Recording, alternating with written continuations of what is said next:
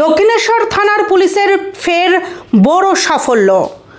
গোপন সূত্রে খবর পেয়ে আজ বেলঘরিয়া এক্সপ্রেসওয়ের পাশে মেট্রো রেল পার্কিংয়ের কাছে তল্লাশি অভিযান চালিয়ে প্রায় 50 কেজি গাঁজা উদ্ধার করল। ইতিমধ্যেই বিপুল পরিমাণ গাঁজার বস্তা সহ 4 জনকে জিজ্ঞাসাবাদে অসঙ্গতি মেলায় সন্দেহজনক 4 জন অভিযুক্তকেই আটক করেছে পুলিশ।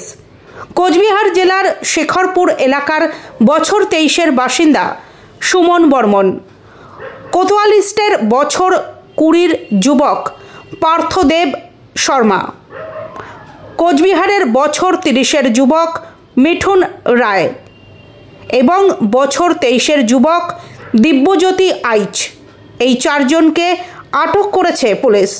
তারা প্রত্যেকেই কোচবিহারের বাসিন্দা।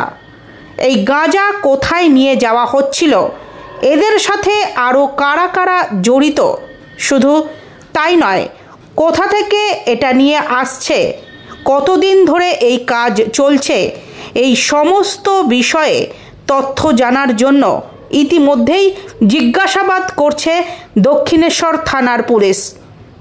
ইতিমধ্যেই অভিযুক্তদের বিরুদ্ধে সুনির্দিষ্ট মামলা রুজু করেছে পুলিশ।